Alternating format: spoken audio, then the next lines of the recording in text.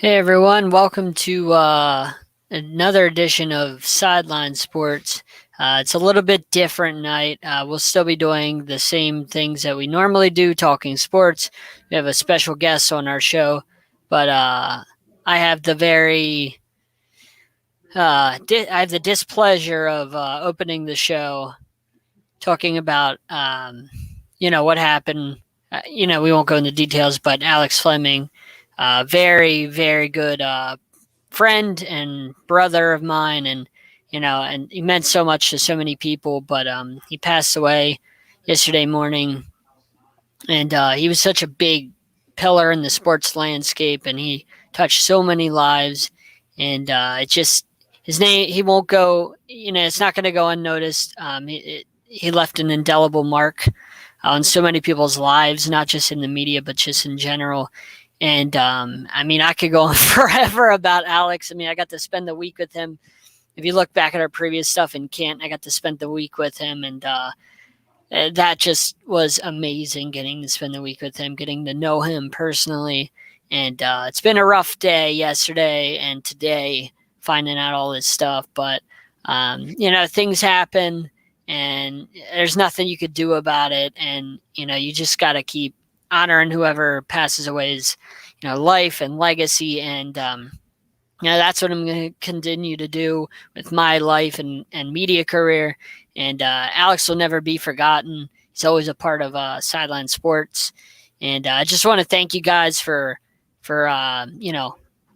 always commenting and watching our shows and everything. We really appreciate it, and all the support that we've gotten, especially yesterday and today. It's not unnoticed. So rest in peace, Alex. Man, we'll see you again someday, and I look forward to that day, whenever that is, man. Yes, Alex. He first of all, I know Alex over a year. Great guy. He believed in all of us. He worked. He was on the show many times. He hosted with us. We worked with him on the NFL carousel. He was, the inspiration for the NBA carousel. We did a lot of different things together. We had a lot of plans for the future. Unfortunately, Alex won't be there with us physically, but he'll always be right there with us as we all take that journey to where we're going to go. He definitely will be missed. He was loved by all of us. Great guy, and to his family and close friends, we give you all the support. We're here for you the same way you guys were here for us. And, not much more I can say. He was a great guy and, like family to all of us. Yeah, you guys kind of said everything I would have said, but I was talking to my girlfriend today, and I told her, I said the only thing I wish I could have done was just say thanks for everything he did, because it wasn't just for me; it was for the three of us. Anybody that knows anything about us and our story and where we, how we started and how we've gotten to where we are today, everybody would know that we didn't do it alone. And and you finish. I have a little story just to tell our fans. No, I was just going to say, Alex was definitely a crucial part, and we will always know that. JB mentioned it. Why did we start the NBA carousel? It was Alex and Eric. They were the, and obviously we still have Eric, thankfully, but Alex was a big component for that. He really, he inspired us to do that, and we worked closely with Alex both on the screen, as you guys have seen over the year, and off the screen as well. Just working with him, picking his brain, talking to him, and all I can say is wherever he is, thank you, because without you, I know we've all worked our tails off, and it's not that we didn't earn where we are, but everybody needs a little help every now and again, and Alex was one of the guys that really helped us, and it's going to be hard. It's going to be very different working without him now, and like JB said, he may not physically be there to help us, but wherever he is, he's going to help us out. I know that, and just he's going to be missed. And if anybody, John, I know I've offered this to you already, and JB, I've mentioned it to you. If anybody needs to talk about it, anybody that knew him that's watching, I know there are people that are watching this that know him personally, and we're here for everybody if anybody needs to talk about it, because we know this is a tough time for everybody, and we understand that we all need someone to talk to sometimes. So I'm extending that to anybody that's listening. I am there if you need to talk. By any means, reach out to me at all. I will listen. I will talk. Whatever you need. So there's only two people in the world. It was three now. Alex passed away. There's only two people in the world that truly know how Sideline Sports got started. A Journey with the Jays got started, which was what our previous name was. JB and I were the only ones on that phone conversation. I don't know if you remember that conversation, JB. But we had a phone call between you and I before Sideline Sports, before Journey with the Jays actually got started. We were on a phone call, JB and I, with Alex. And we weren't sure what to do. We didn't really have that inspiration, but we were trying to get started, trying to get our footing, get an idea of what we wanted to do. And we called one Alex Fleming. JB said, let's call Alex. I was like, okay. And we asked him, what would you do if you were going to start a show? And he said, what is you guys' vision? And we told him, and he said, I think you guys should go for it. And I'm like, really? He's like, yeah, you guys should go for it. He's like, I believe in you guys. He's like, I see the talent. He's like, you guys just have to put it together. You have to get a third and maybe a fourth. And he's like, and I think if you do that, he's like, I know you, JB, and you, Jon, are extremely talented. You're both hardworking. And if you get another person, he's like, there's sky's the limit for your show. He's like, nobody's going to stop you. He said, I believe in you guys and your talent. And that's how the show got started. That conversation that night was what really gave JB and I the confidence, because I heard it in JB's voice. He felt a lot better after that, and so did I after talking to Alex that night. So that's how all of this got started. Was he was the catalyst behind all this, giving us the inspiration. Yeah, that's definitely true. I mean, I'm sorry to cut you off, Jake. It's, definitely a tough moment for all of us and everybody watching that knew Alex. And if you didn't know Alex, knowing us, you know Alex. We're all very similar in certain ways. And a lot of the programming you see on our network and out there, comes from inspiration from Alex. But, one thing I know, Alex would want us to do what we're doing right now and to get on with the show. And, he'll never be forgotten. He'll always be with us.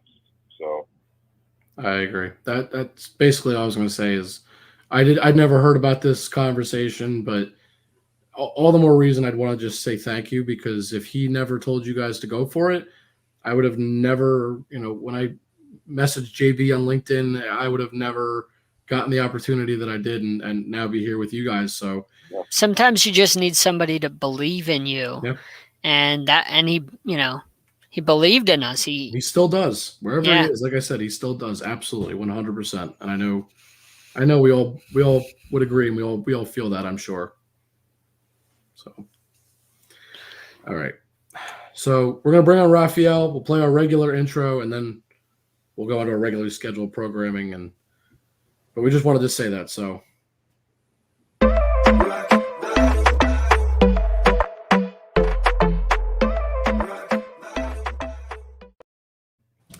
Welcome to Sideline Sports. I'm your co-host Jake with my co-host Jon and JB. We got Raphael again. For anybody that doesn't know Raphael, introduce yourself, my man. How you doing? How's it going, gentlemen? Doing all right. How you doing? You, Raphael? I just want to start off my condolences to you guys' friend. Listening to that was a very heartbroken. Been there before, losing a friend, a colleague, a mentor. Whatever he was to you guys, so it's a sucky feeling. But I can guarantee you, I don't know him, never been on a show with him and all that. But I can guarantee you, he's looking up there saying, "Hey, you guys do your show, you do your thing. I'm always here with you guys." So, my condolences. Thank you. Thank you so much, Raphael. So Raphael, for the people that haven't seen you before and don't know where you're from, tell us a little bit about yourself. Well, former sportsbook employee in sunny well, I shouldn't say sunny. We had Santa Ana winds. If you watched the Dodger game yesterday, it was like hurricane force winds in the West Coast. But in sunny Las Vegas, was in the sportsbook industry for over 13 Super Bowls. We count them Super Bowls, not years.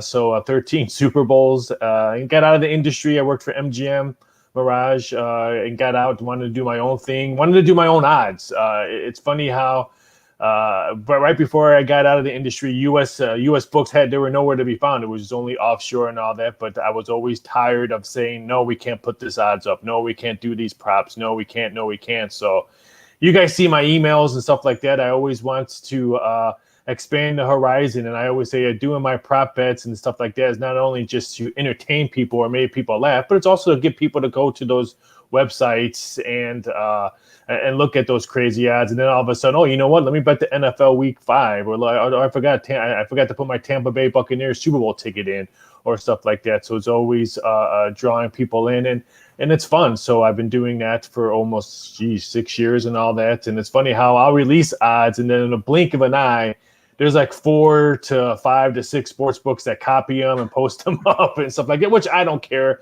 I think now that my name is out in the industry, people know most of those crazy stuff come out of my head, because since you guys get those emails way before most of the public gets them. So I always tell people, hey, I have about 200 people on my email chain that can stick up for me and say, hey, those odds were out before some Joey posted them up and said he did it. So Yeah. like I said, I try to make people laugh. I try to gambling in our industry, and I'm even saying daily on fantasy sports, they take it so seriously, wins or losses. And I try to bring a little bit of humor into that industry where people take so seriously. Oh, my quarterback got hurt. Why did I bench him? Or stuff like that. So I try to bring some laughter into into the industry that I love.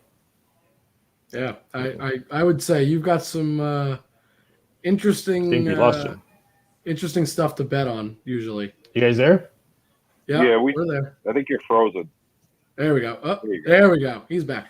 I was gonna say I've seen some of the stuff you put out there. It's interesting is a good word to describe it. You put a very, very unique, but it's funny. I mean, and I mean, I'd love for you to give some examples just for anybody that has never seen any of your stuff, because I know we've all seen and talked about this before because we've had you on the show a couple of times. So we know what you put out there. But there are people that have probably never seen you on the show yet. This is their first time possibly. Just give them a little glimpse of what you put out there, because it's unique, that's for sure. Well, tonight's a big thing. After I get off the air with you guys, I'm going to watch Halloween Kills, and I did prop bets for that. The movie comes out tomorrow. I got it over the weekend, but I was at the fight, and I just didn't have time to watch the movie and stuff like that. So I made betting odds for Michael Myers in the next movie, Halloween Kills. We've all seen the preview. He's coming out of the burning house, and there's firefighters coming in. So one of the first prop bets is how many firefighters does Michael Myers kill in the first scene of Halloween Kills? So you get over under 6.5. So just stuff like that is what I like to portray. Will they show Michael Myers without his mask during the movie? Yes or no, and stuff like that. Right now, I'm working on the new Scream movie. So those betting odds, since the trailer came out today. So I've been doing a lot of Ghostface reading for the past probably 2 hours, since I haven't seen a Scream movie probably in a long time, and I don't want to bore myself to watch all 4 of them. So I've been doing some Ghostface. Gonna put some death on because he always uses his knife. He never really kills anybody besides a knife. So I have over under probably how many knife kills. Will he kill somebody without a knife? So there'll be interesting. Scream betting odds. Jon Gruden's been in the news today, so I have Jon Gruden's next job: host his own podcast, work for Fox News, NCAA TV analysis, WWE and ring announcer. What else do I have? TV game show host. Do you have an option where it says none? I was thinking about on there. I was a high school football coach, because I'll gladly take the answer that says no next job. I will take that one right now. Well, I mean, he was getting a nice paycheck for the Raiders, so I don't think he has to work. Right. But you were probably right on that. But stuff like that is what, like I said, I know everything's all seriousness in life, and knowing that we try not to laugh and smile at things like that. But I could have put odds of who's the new Raider head coach going to be. I think we all 4 of us going to agree they're not going to announce anything until after the season's over. And I would not be shocked if it's Eric. The 3 names that I'm hearing that they're probably going to hire be Eric Bieniemy, Kellen Moore, and Byron Leftwich. Those 3 names will probably be really high. on their list. But like I said, I try to bring some kind of interesting humor into the industry that takes so seriousness of W's and L's. You do a good job with that, that's for sure. I like these Halloween kills bets. I might have to take you up on some. We'll see. I'll have to look at them because I don't know. I like the idea of, does he get anybody without the knife? That's always a good one because I've seen him do it a couple times in the movies, but it's not often. So I like it. I like it a lot. I got some Top Gun Maverick odds coming up pretty soon as well. Ooh. Some Rotten Tomato scores. So like I said, I'm always trying to think of some crazy stuff. I've tried to find where the line. Everyone asks me, "Where's your line at?" And I haven't really found it yet. It's fair. JB, what do you got for us? So I can see you thinking over there. So when you're coming up with these props for these movies, like, where are you coming up with the numbers? Is it just something you're thinking about? Do you have some sort of guidance? Oh, I do a lot. I mean, people don't understand how much like reading and research that I will dive into these crazy movie prop bets, or like even the wrestling prop bets. Like everyone would put like the new WWE event in Saudi Arabia with Roman Reigns and stuff like that. I'm not going to put just a winner. I'm going, okay, how many Superman punches is Roman Reigns going to throw in this match? Stuff like that. So I do a lot of research and stuff like that. So it's a lot of reading, especially the science ones that I always do, like the Elon Musk, when he went into space, I had 20 prop bets on that. So I would say some of those interesting ones usually takes me a good 2 weeks of research just to think of the numbers and try to figure out how I'm going to get two-way action on it. Is the public automatically going to jump on the over or the under? I don't want to give the house away, even though we're not giving big limits to them, but I still don't want to lose a lot of money on it. So like I said, it's just constantly reading. I would probably have to say that's probably my biggest tool when it comes to the crazy ones. So what was the? I like this. Hold on. Is there odds for this? If there's a bet that Jason Voorhees will ever speak? Well, hello. I want a new updated version of Friday the 13th. Come on. I mean, I would hope so. We would get that. So if there's a Jason movie coming out, a new one coming out, I will definitely have.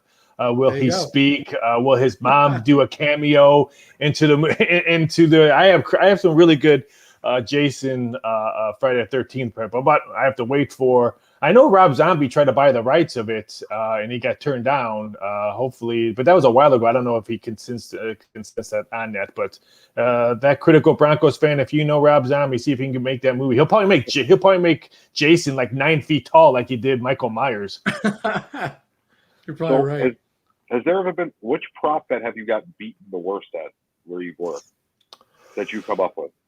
I mean, there's a couple of them. I mean, that I don't want to say buried on. I think the current one was the Aaron Rodgers one. See, when before the draft, I put where would Aaron Rodgers end up at, and we were getting so much San Francisco money just because this is before they made the trade to move up to get Trey Lance. We were getting so much.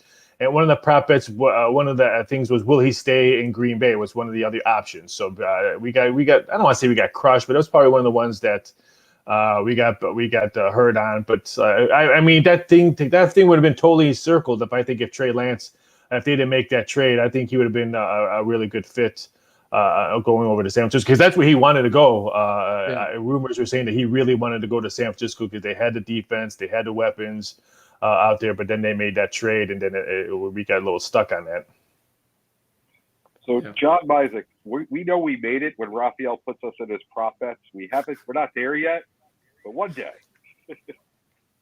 That should be a question on there. How many will you wear? I like that. I'll look into that. I'll have to go see. Here's another one. Here's another big research. I'll have to go back into all your shows.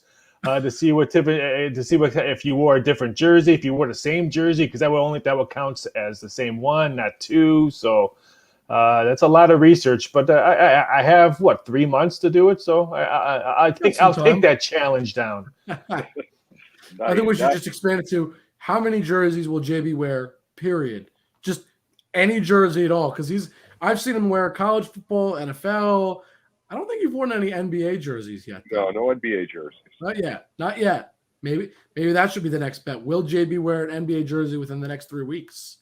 There you go.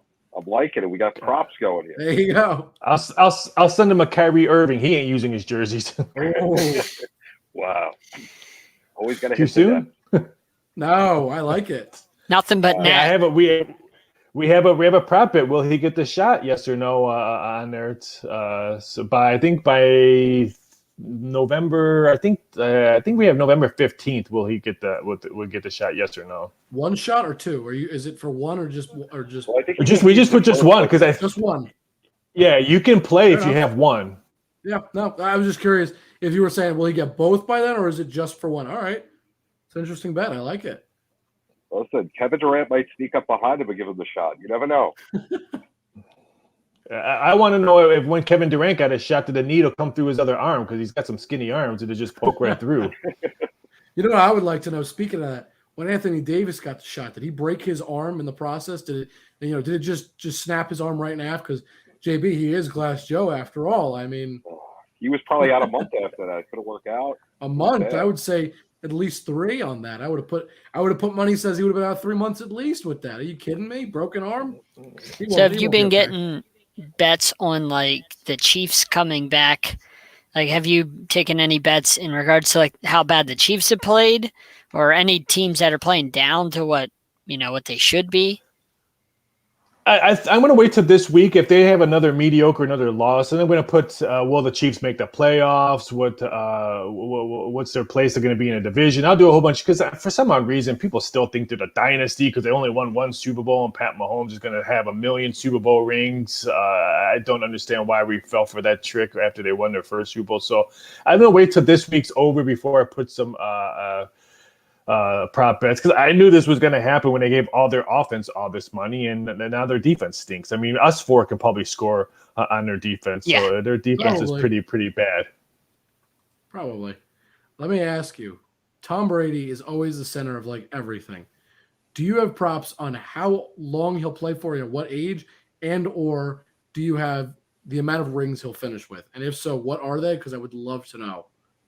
We did. I can't remember. I'll have to go back on those props that we posted up, and I'll send it through your email. I think we had either 2 to 4 rings, 4 to 6, and stuff like that, and how many years he would play, stuff like that. So we had, I want to say 4 to 5 Patrick Mahomes, and this was right after they won and right after he signed that contract of his. But yeah, we did a whole bunch of Patrick Mahomes. Because like I said, when they won the Super Bowl and he signed that contract, they're all like, oh, the new dynasty's here. The new Tom Brady. I mean, Tom Brady's probably going to throw Tom 6 Brady's still touchdown right passes there. this Sunday.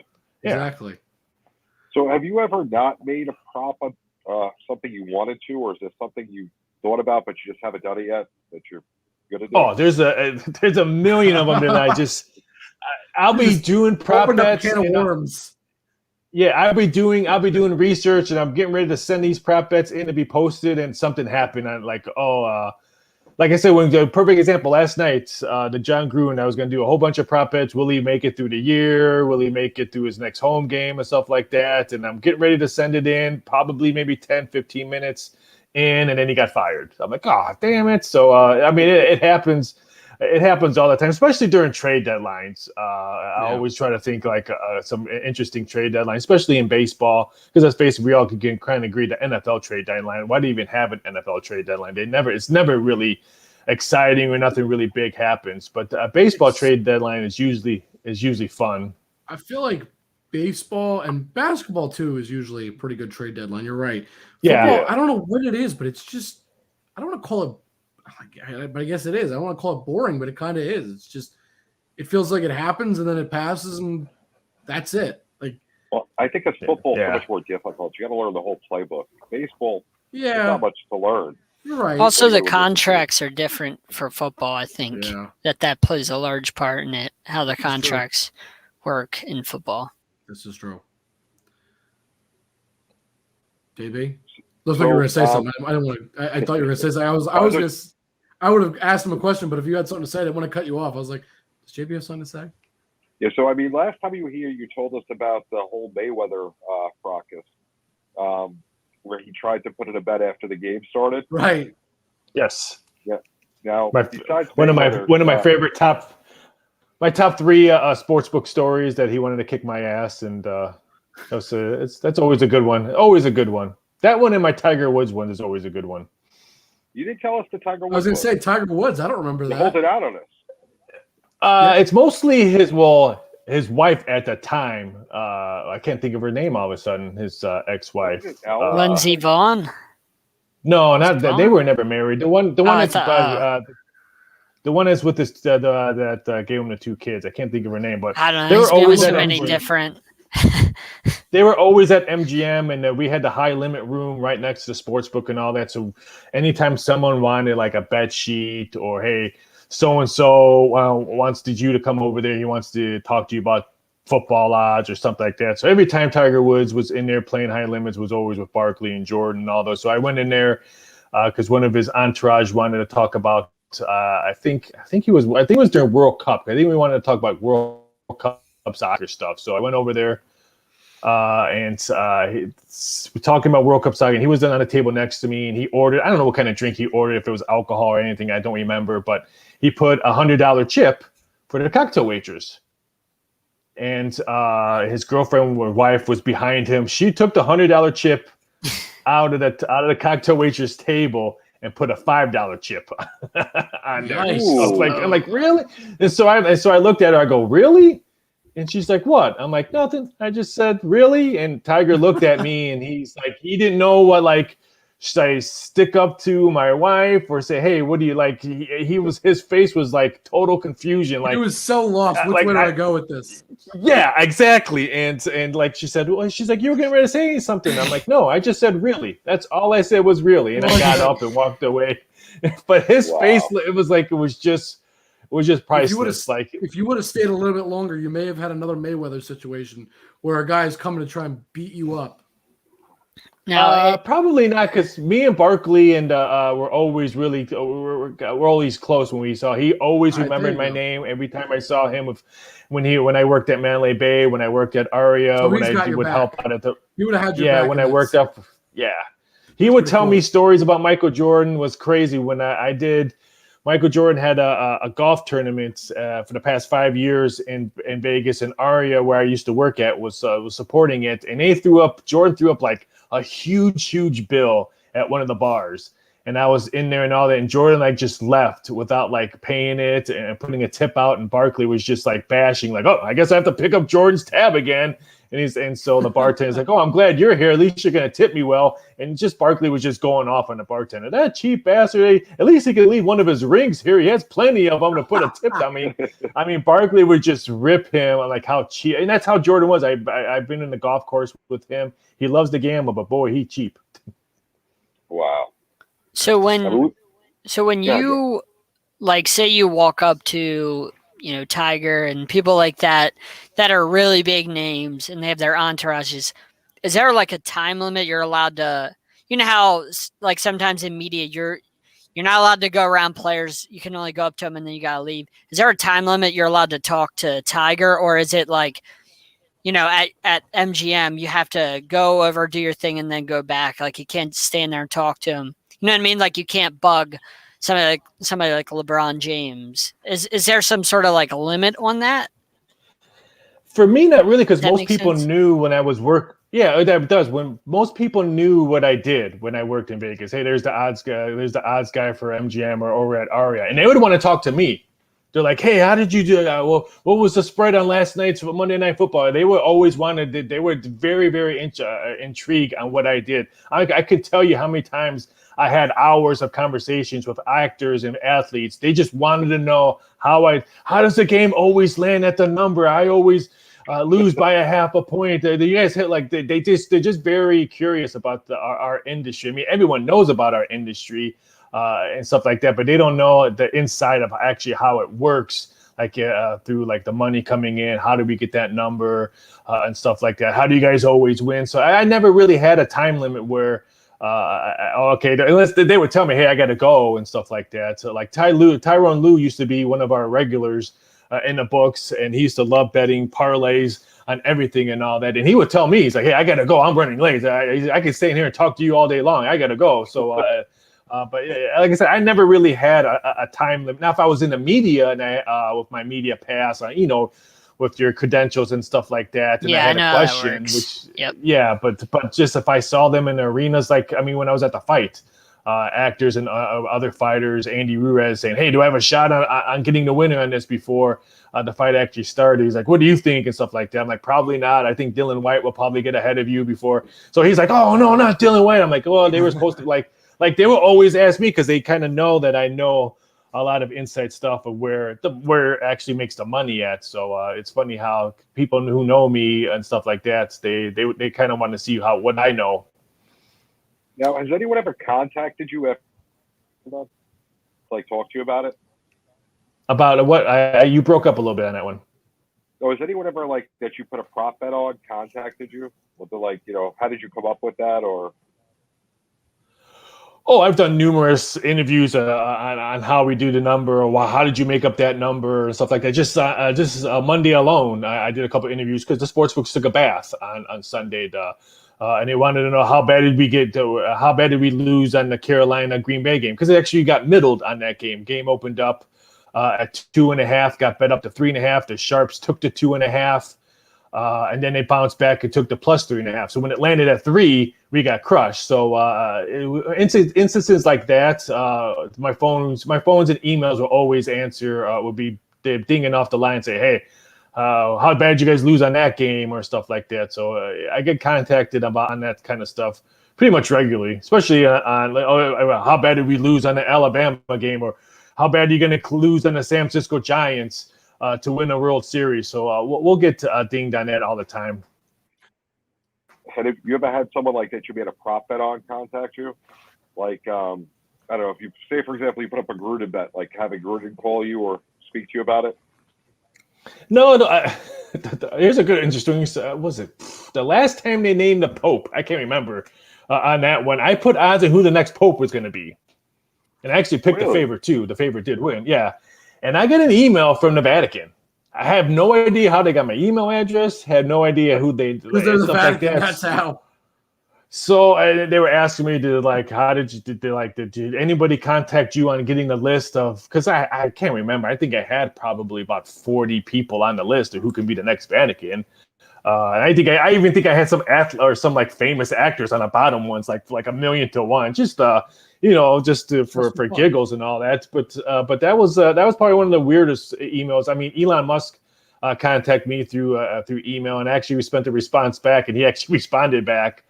So that was kind of interesting one when I was in Popular Mechanics for the movie The Martian. I did odds on Elon Musk would be the first person to be on Mars, blah, blah, blah. And then they actually mentioned my odds in the movie The Martian. So that was kind of interesting because I thought it was fake. I'm like, this ain't really fake and stuff like that. And then I responded and a quick response back, because actually his secretary responded, and her response was, "He's going to get back to you. He's really interested on this," and he did. That's pretty cool. Nice. All right, so this was way ago. This was before he was really, really famous. Yeah. I got one for you right now. Do you have any prop bets about Tom Brady in terms of how many yards and/or touchdowns he will throw for this season? And if so, what are they? Because I'm very curious to hear what people are betting on right now. We're going to do when the season gets to halfway point. Then we're going to put how many touchdown passes and stuff like that. We're going to wait to the halfway point on that one.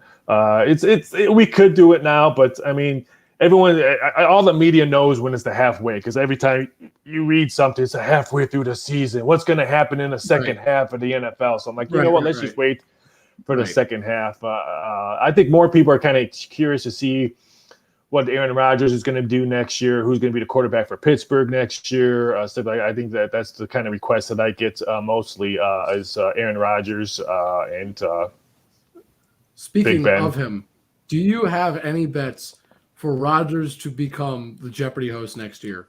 And if not, I really it would not happen. I know people over there in the studios that contact me when we put odds and stuff like that. He got one of the worst ratings when he hosted the show. So if you know game shows and stuff like that, they're all about ratings. They're probably worse than NBA finals and stuff like that. Why do you think Wheel of Fortune is still on this long? Because they get huge ratings and stuff like that. So he was one of the I want to say he was a bottom three for ratings when he hosted on it. Wow. So he's got no shot of that. Wow.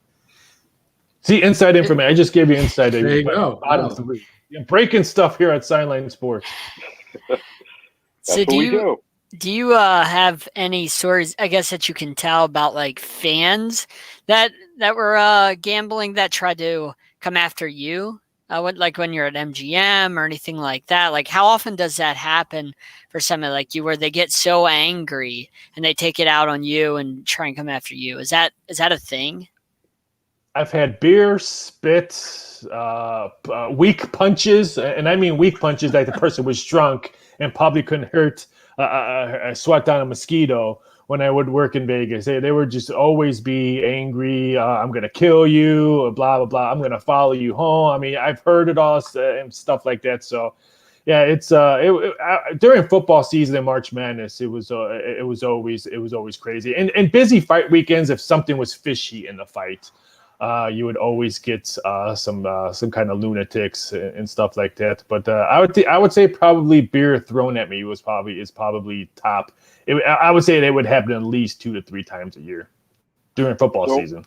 You brought up a good point when something was fishy in a fight. So, for example, have you ever had a prop bet that you had up that you had to void or cancel because of something strange happening? We've done a lot of pay both sides lately because now we're in cancel culture where everything is scrutinized and people can't take losses or people can't understand results. People make mistakes, get over it. But lately it's been cashing up both sides on certain events and stuff like that. So that's just the way our culture is now these days. But back in the day, the result was the result. If the ref called this guy the winner, he's the winner. It doesn't matter how the judges scored it 10 minutes after the fight. We can only grade that ticket what the official announcement was. Now, I'm sure you probably do get into it, but have you gotten into the Paul fights, and have you taken any bets on when either of them or both of them will lose their first fights? Are you still there, Raphael? I think we lost him. I think he froze. Oh. Are you there, Raphael? There? I'm here. Okay. All right, So I was saying, do you take bets on when the Pauls, either one or both, will lose their first fights, respectively?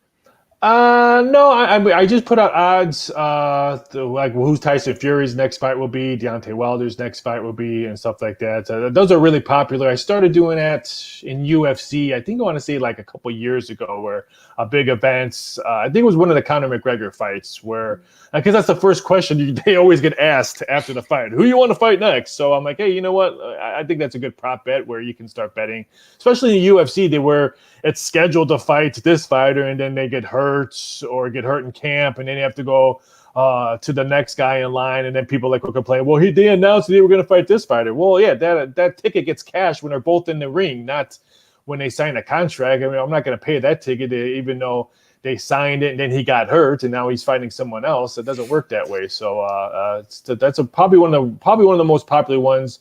This year, one of the most popular NFL ones that we started doing was on Thursday night games, Sunday night games, and Monday night game was the 2 quarterbacks. Who's going to throw the first touchdown first? Who's going to throw the first interception first? So getting a lot of play because, hey, this week's game, I mean, let's face it, Seattle-Pittsburgh, I can guarantee you that prop bet, who's going to throw a touchdown first, everyone's going to bet Big Ben. What if Big Geno Smith throws a touchdown first pass? So I don't know about that. I got to be honest with you.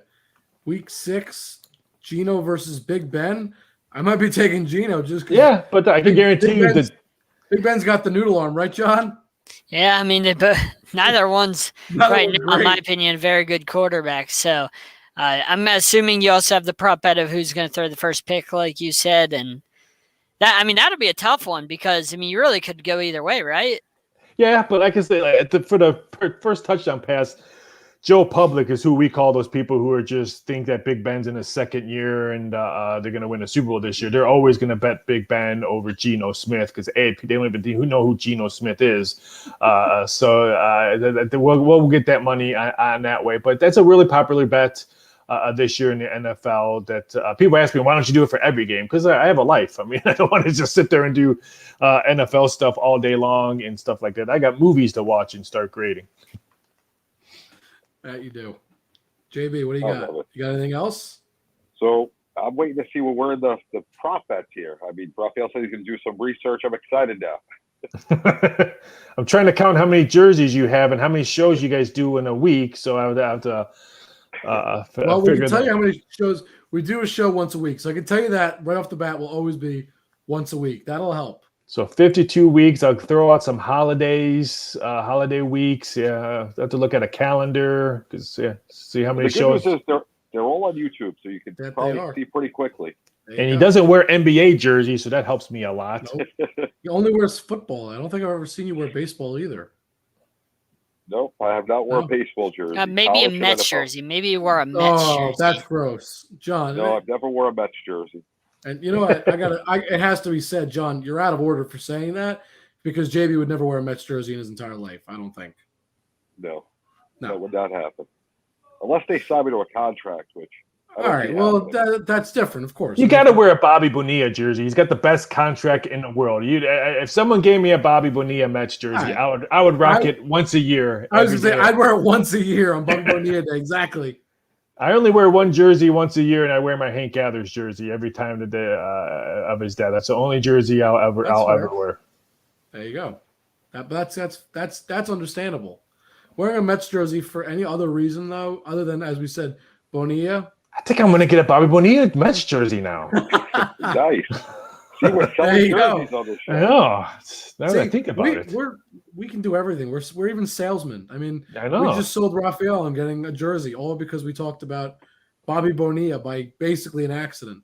I have an Andre Dawson Expos jersey that I've always wanted to wear, but it looks too nice on a hanger. I don't want to wear it. That's the tough thing. It's when do you wear the jersey? I mean, There you go. Georgia's #1 this week, so I can wear the jersey and be happy and have some pride. The Jacksonville Jaguar jersey, just because the colors are nice, not much to be proud of. There.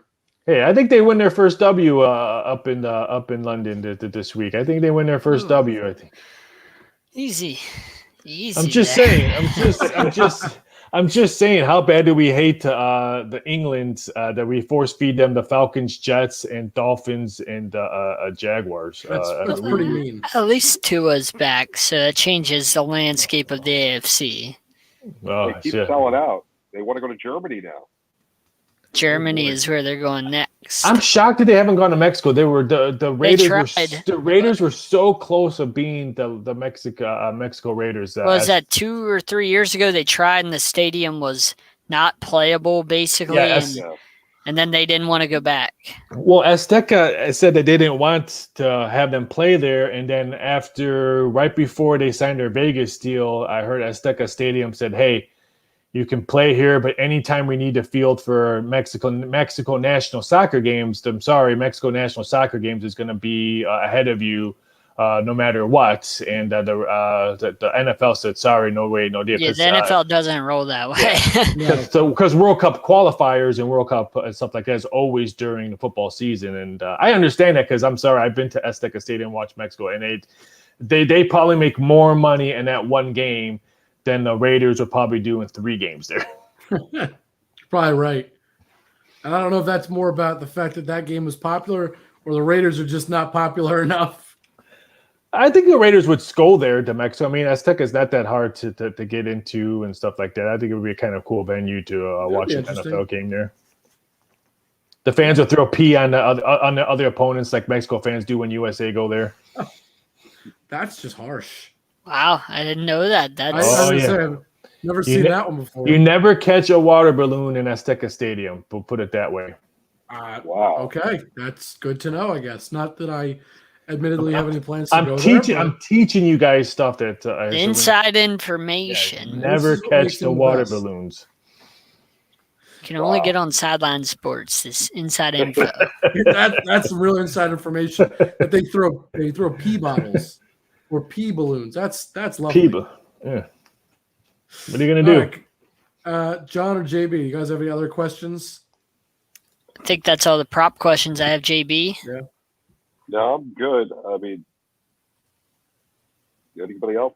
No, I think that's it. So, Raphael, Where can they find you? First of all, find all your stuff. You can find me over at DocSports.com. You can find me over at mybookie.ag. Anytime you see those crazy prop bets you see on social media or anything, most likely they came from my sick head. I was the first one to put up the Super Bowl halftime prop bet show and stuff like that. Who would have thought to put a Martha Stewart in a halftime betting show? Was this guy right here. So you can jump over me on MyBookie and follow me on Twitter at VSI.Sports and Instagram at Raphael Esparza. You're a fun follow on Twitter. I follow you, and I thoroughly enjoy keeping up with your Twitter. I enjoy it. Thank you.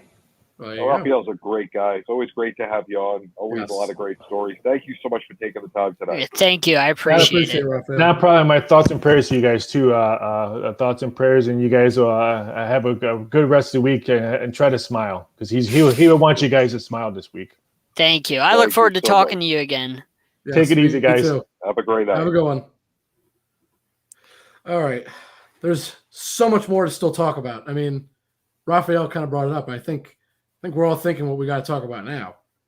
I think there's one pretty obvious big elephant in the room, and his name is what's his name? Oh yeah, Jon Gruden.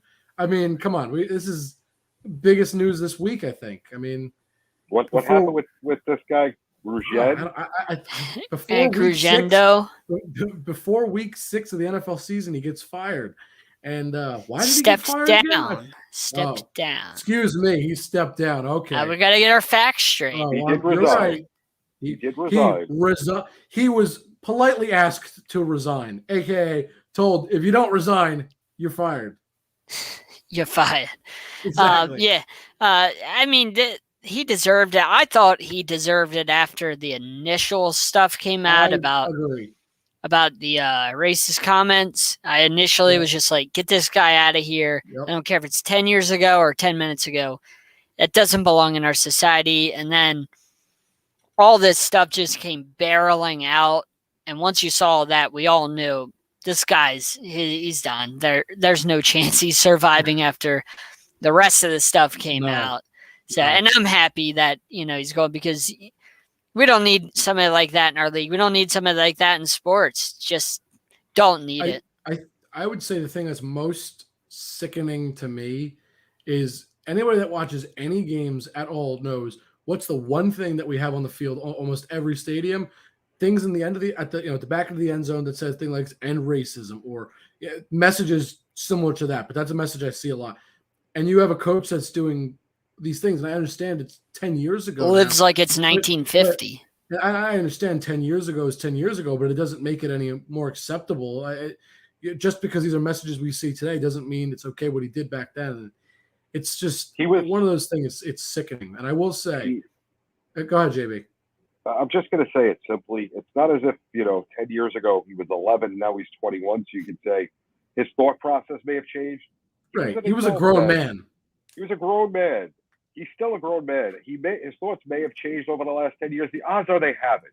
If you thought that at 30, and you're probably going to think the same thing at 40. Probably. Thought at 50, you're probably going to think the same thing at 60. It's kind of the same. It's not going to disappear.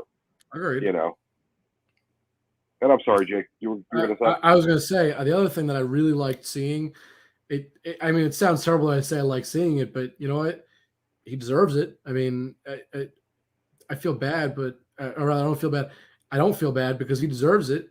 Is the fact that I'm blanking on the team, the Bucks will be removing him from the Ring of Honor, and you know what? He deserves it because you know what? You did something wrong. Why do you deserve to be recognized? All right, yeah, you brought a championship, but it doesn't mean you deserve to be recognized for have your name put up there with the other legends because. Truth be told, you're all right. You brought a Super Bowl to this team, and that's great. That was very good work, I admit.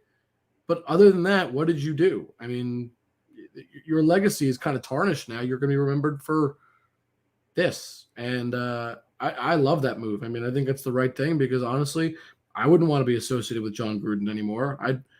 I would do anything I could to wipe my hands completely clean of him. I mean, this is. Pathetic isn't the right word, but that's the word that comes to mind is what he did was, definitely pathetic. And I respect them doing that because you know what? It takes guts to do that. And the fact that they're doing it, It's fine. It's fair. I think it's justifiable. The only thing that I question and I'd want to understand, it wasn't email. How did it get leaked out? Now, I'm not saying what he did was right or wrong. Forget about that part of the process, because I have a thought process. I have something bad to say, and I'll tell this to people all the time. If you want to keep record of a conversation, put it in writing, put it in text, put it in email. So my thought process with that would be, if I was going to say something stupid like that, Agreed, I would never put it in an email or a text. No. But how did it get out there? Where did it leak from? And you're going to tell me he's the only one that is doing this? That's my other problem with it, Yeah, So, I don't know how they came out. I that's what I'm wondering is I don't know.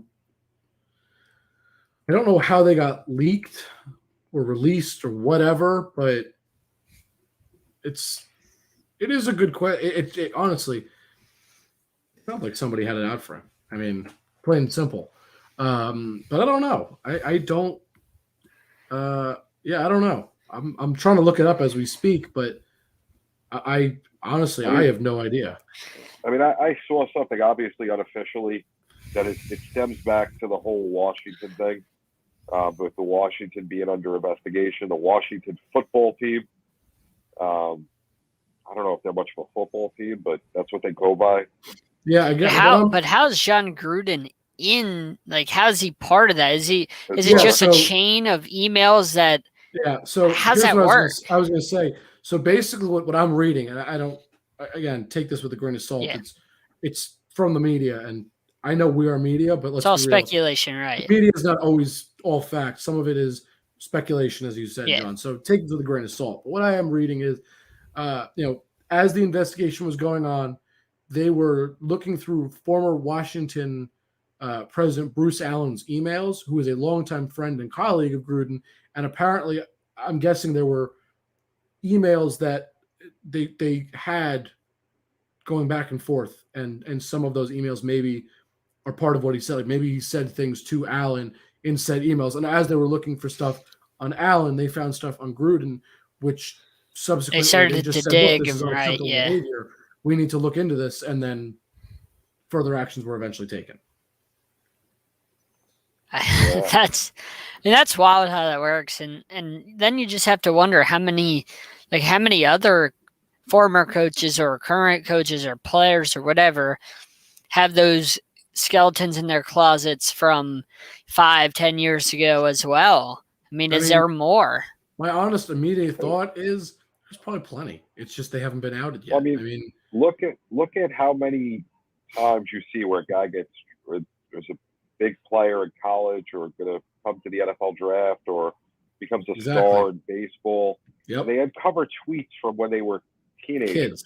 Yeah. And this is where that's different to me, because when you're 14, 15, even though it's wrong, you're a different person then. I mean, right. Your mind is not what it is as you get older. When you're younger, it doesn't mean I'm saying it's okay, because don't think of course not. A 14-year-old should say whatever, but you have to be held differently than a 30-year-old or a 40-year-old.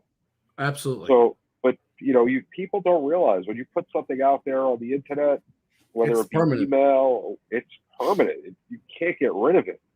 And you do something in life, someone's going to come after you. And kind of think before you hit that send button. Right. Read.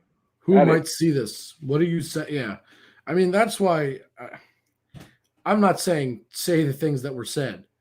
But I'm going to say this. If you have something to say, that's why I tell people all the time. If it's something important, and I'm not saying this is important, but just generally speaking, you have something important to say, don't write it down. Call somebody and tell them. Because here's the thing. You can't get caught for what you say over the phone like this. I'm not saying you should say what he said. I'm never going to say, I'm not saying that. But what I am saying is, if you're going to say something stupid or important, do it over the phone. Generally speaking, that's a good rule of thumb. Now, of course, if it's contract negotiations, things should be in writing, of course. But things like this that also sounded, admittedly, a little bit more on the personal side, you shouldn't put that in emails. It's not smart. If you put it on the internet, you put it in writing, you're going to get caught on it eventually, one way or another. Whether you intend to find out, how other people find out or not is irrelevant. It's going to happen, and you got to be careful, especially in this digital age. It's one of those things. If you don't want someone to know what you said, just don't speak it onto the internet. Like, don't say it where a person could ever find it. The only place someone can't find it is if you tell someone face to face, or if you say it over the phone when you physically speak. That's it. And even then, people will still find out possibly, which is the crazy thing. But you know what I mean. Yeah, I mean, I gotta ask, Jake, do you grow facial hair? Like, No. can you grow a beard or a mustache? Hold on. Where is this conversation going? Why are you asking this? Well, I was looking at JB with his luscious beard and my luscious goatee, and then your baby face, and I just have to ask, have you ever grown any facial hair? Have you ever shaved your face? You look like you've never had any in your life, and you've had nothing but a baby face for 21 years.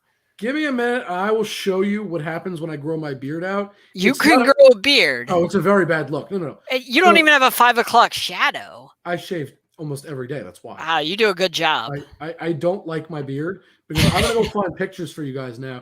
So you got to give me a minute. I would describe it before I show you. Remember how Andrew Luck's beard was all in his neck? The Andrew Luck neck beard? That's what I grow. So I will go find pictures. So give me a minute, but there's a reason I could grow it. It just looks awful. So I don't because I hate the way it looks. And I look like a knockoff version of Andrew Luck, and not in a good way. Do you grow a playoff beard for hockey, or you don't even do that? It looks so bad. It's not worth it. Wow. That's bad. You'll see. This is what I grow for playoff hockey typically. I just can't believe that this conversation just became a conversation. You look at Jake's face, and he's got the baby face, and you just have, I mean, it's something I've been wondering for a while, like the past couple minutes. And I mean, I had to ask. I mean, you got a nice beard. I have a nice, luscious goatee, and Jake is really out of order with not having facial hair himself. He's throwing us off. I'm trying to find pictures. All right, so don't judge me because this is a very bad I already selfie have. I took many years ago.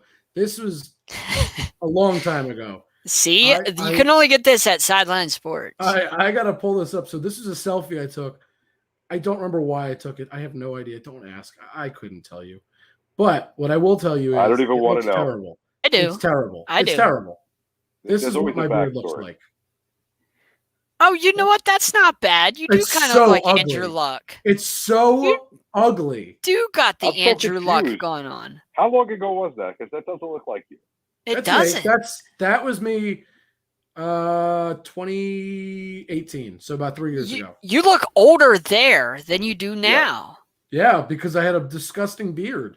You look like you're like a junior in college there, and now you look like you're like a senior in high school. So that's what's funny about that is because I would have been a freshman in college. Wow. So we were talking. Really? Let's get back. Yes. Let's forget about beards. Whoa. That's what I looked like. We got more important stuff to talk about. Because I got Phil Jones here who covers the Raiders, the unfiltered truth. Let's bring Phil in. I feel like Phil could grow a nice beard. He's got a nice beard. He's got a nice beard. Yeah. Phil, See, look, Jake ruining the cohesion. The symmetry, yes. Hey, look, it was hard for me to grow a beard like early on. It was like looking all patchy work. It works. You got to keep grooming it. You got to do like the art of grooming. Wax in, wax off. Brush in, brush off. It works for you. It works. So when November comes, just know I expect it to be all full. Yeah. Look, I'm smiling. This is the first time I've smiled in 2 days. So yeah, I'm smiling, man. This is my first smile in 2 days. The madness of the NFL has kept me moving. Yeah, same here, man. Yeah. So all right, Jon Gruden, JB, I will give you the floor to say what you were going to say. So Phil, you cover the Raiders. You got the unfiltered truth. You're out there all the time, close to the team. What exactly happened? What made Jon resign? And was it the right move? Would he have been fired if he didn't resign? From what they found out on that Friday, one, it didn't sit well with the team. It didn't sit well with Mark Davis. You know, when you try to get more details to the story, that you saw that, okay, this was more of a lashback towards Smith over Gene Upshaw. Because during this time, this is going during the lockout. And we're like, okay, maybe, wrong thing to say, but it's sitting like right in the middle of it. Then you start to find out more and more coming out. You're like, get his ass out of here. What the Raiders did, the Raiders were ready. Mark Davis was ready to fire him. He wanted him fired when the floodgates, well, I wouldn't say the floodgates. You want him fired after Friday or after everything yesterday? Basically, he found out everything about near game time. So, I mean, what can you do? Mark Davis in a situation like, I can't fire his ass right now when you got the game ready to kick off. Do you think that factored into the performance of the Raiders on Sunday? I'm going to say yes. And I tweeted out and I said, this feels mighty Washington 2017. Because they didn't look like themselves. Now check this out. And this is why I said this. Who do we play the following week? Who do we play the following week after that madness? Who plays the Raiders in week 6? No. Right. When we dealt with that madness in Washington. Oh, okay. I thought you meant, I was like, I don't know. I was like, I have no idea who the Raiders play next week. I'm like, I have no idea off the top of my head. Who? The Raiders played the Broncos the following week. The Raiders got the Broncos this week, this upcoming week 6. That's interesting. You see how I went? There's a lot of parallels here. You see how I kind of put two and two together? Yeah. You went up against an NFC team that was up and down, kind of struggling at that time. Same with Washington during that week. And you came in actually, I think they were 2-0 at the time. Then they went 2-1. So they were above 500. Same thing with this. Yeah, there's so many similarities popping up, bro.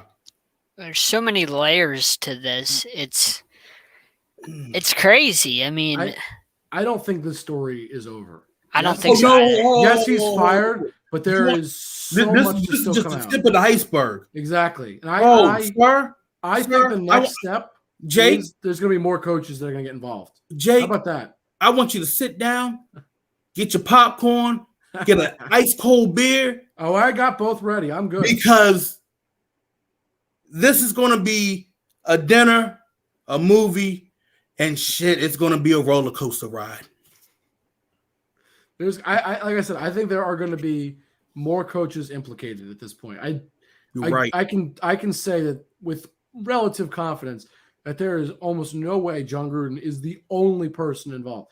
He may be the only person involved right now, but after this has started to come out, things are coming out, there's going to be other emails he may be sent to other coaches.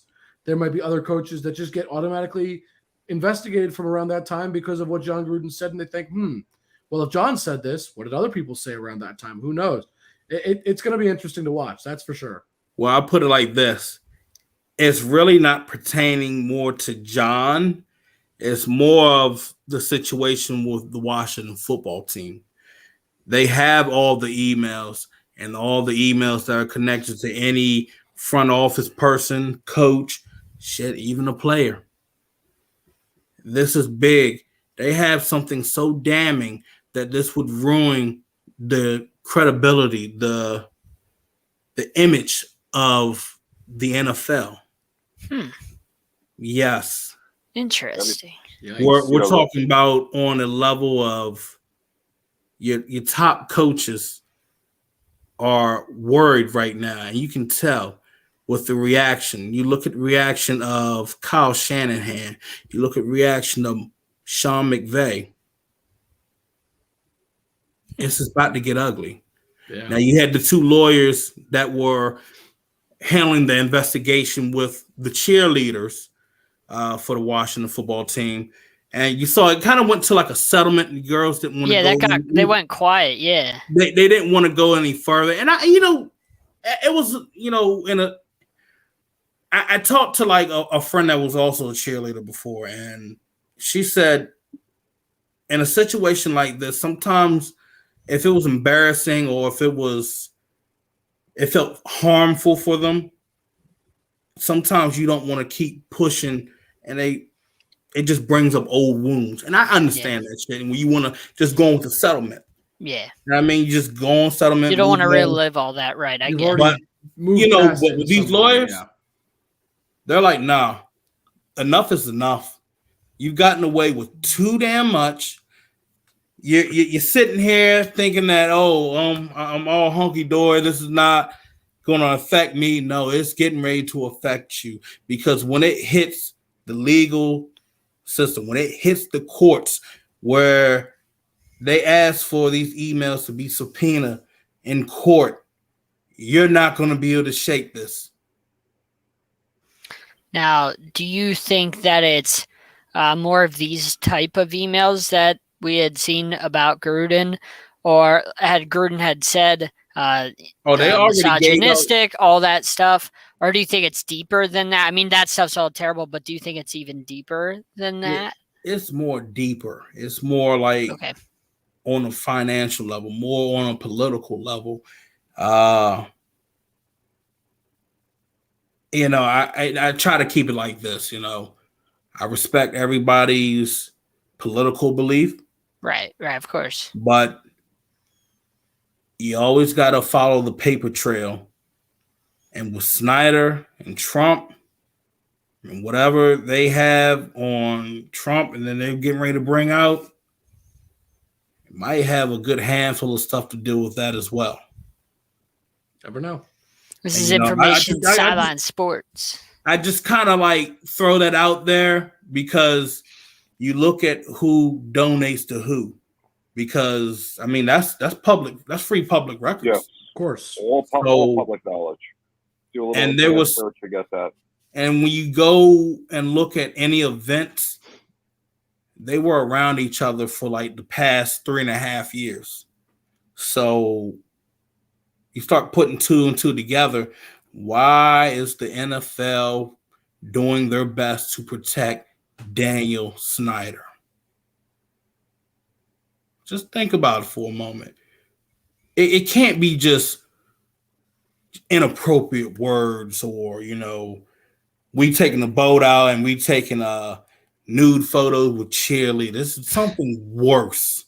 Something foul, despicable, to the point where people are going to start losing jobs. Losing jobs, jail time. Yeah. It's just scary to think this Washington's one of the older teams. I mean, a great history, a legacy of many great players, coaches. Mm-hmm. Joe Gibbs, who was there for a long time when I was growing up watching football. The Hogs, their offensive line, for years they were called that. Joe Jacoby, I believe, was one of them. A lot of great history in that organization. And right now it's just being tarnished with ever since Snyder came along. I was going to say the last what? Ever since Snyder came. Yeah. 10 years, 15 years. That's really when they started to go downhill. Let me tell you something about Snyder. You have your stadium within PG County, right in Landover, right next to the Wayne Curry Sports and Learning Complex. Now, if your team stadium is right there around a majority African American and Latino group of folks, why are you not interacting with that community like towards schools or, community centers doing any events. Why are you just saying, we're keeping everything in Virginia? See, before Snyder came out, you had Darryl Green going out to schools out in Laurel, out in other parts of Prince George's County, D.C., and Virginia. They made it like fair and balanced. Mm-hmm. Every majority event they had, I'm saying like, oh, it's down in Ashburn. It ain't right. No. So what he's done with this, he's done this fan base bad. If you're media, I'm gonna tell you this. Guess where you get to park at? You don't the parking's terrible. You don't get to park in the parking lot. Yeah. You park in the grass and the mud. So if you walked in with some nice kicks, or you walked in with some slacks, some nice high heel shoes, whatever, oh, they getting messed up. They're getting messed up. Same with the employees.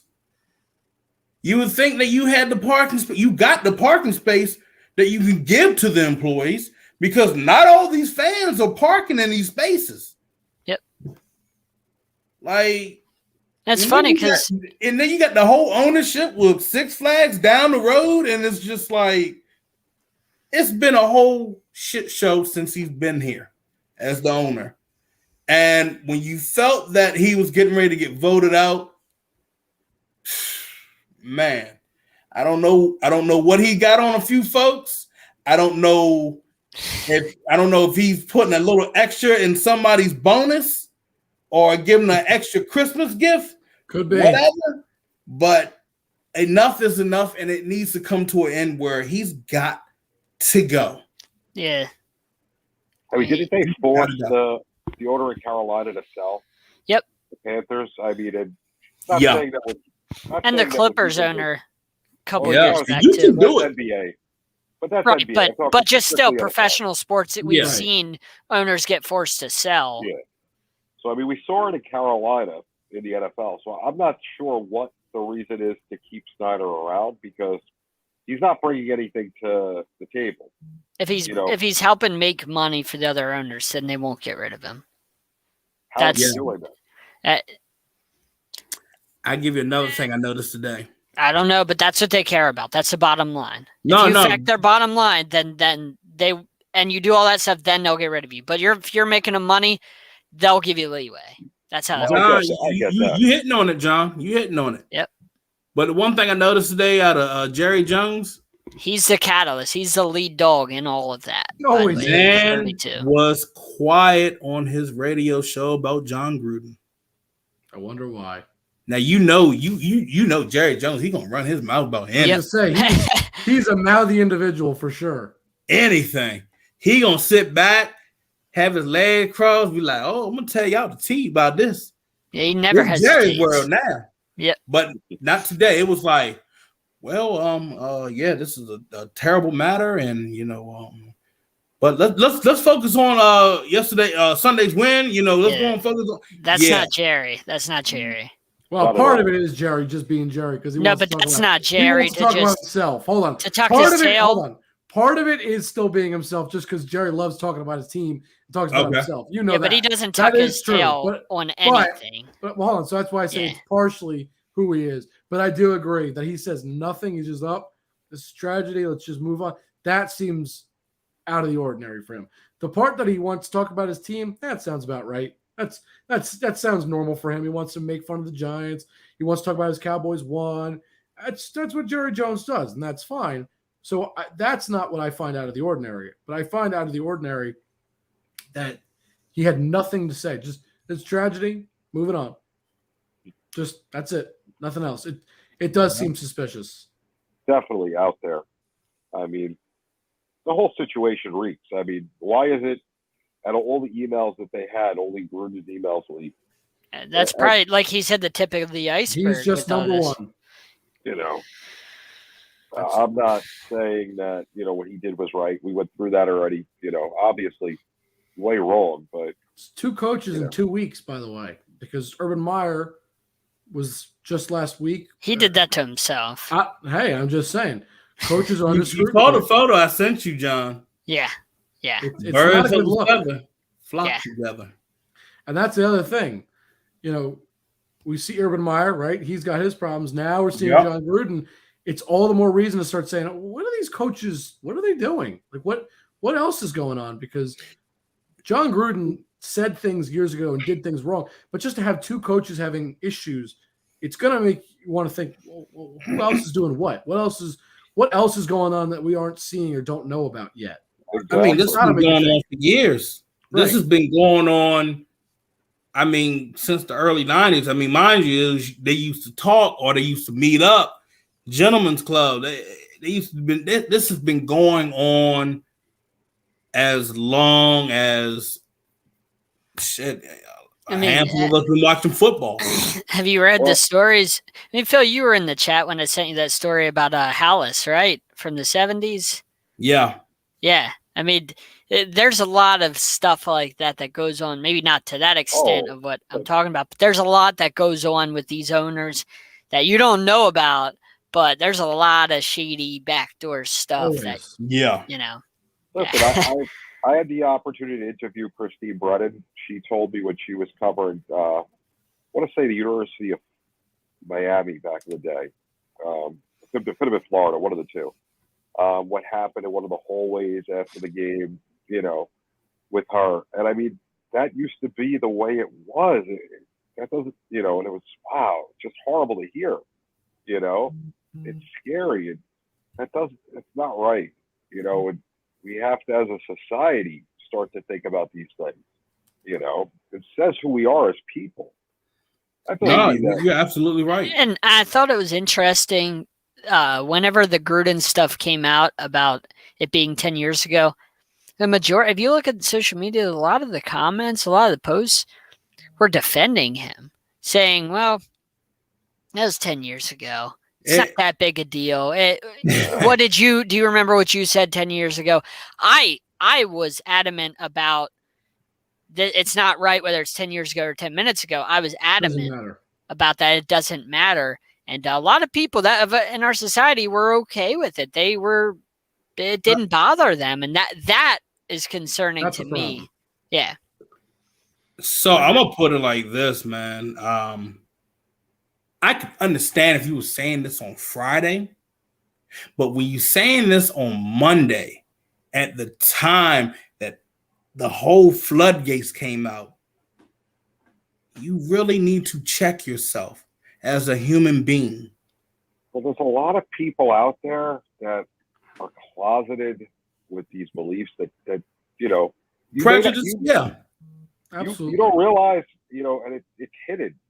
I mean, I hate bringing politics into sports, but unfortunately, sometimes it is. We are a split country. If you look at the last 2-3 elections, 51-49, 50 point something to 49 point something. You're either on one side of the fence or the other. You're not in the middle, basically. No middle ground.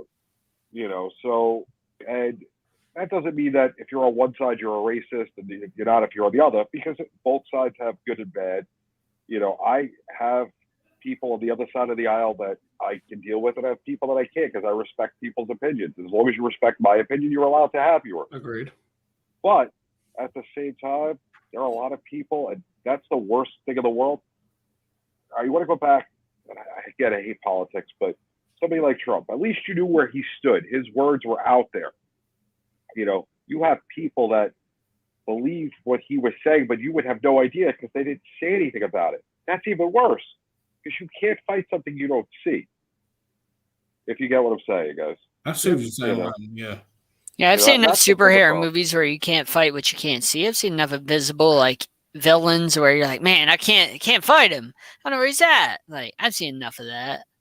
Yeah, and that's a lot of the times where you get people that say, "Oh, it was 10 years ago." Because again, if you're a grown person, 20, 30, 40, your opinions are your opinions. They don't really change that much. If you feel that way and you're saying that, that's how you speak. I don't speak much different now in my 40s as I did in my 20s.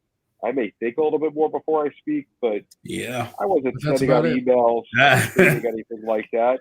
I would never, it's just insane. But Jake, you say that. Here's the difference.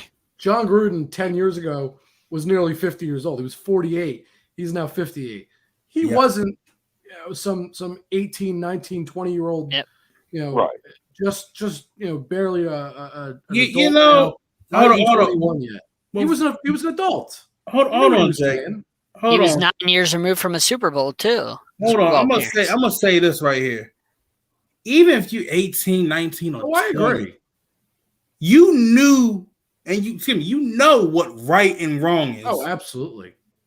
You've been in high school, you've been grade school, you've been raised by your parents, you've been around society long enough to know what's right and wrong. And when you dropping racist terms, tones, whatever you saying that is highly offensive, damn, if you should get the burn, you get the burn. As well as Jon Gruden. Because I'm gonna put it like this. This is my whole thing right here.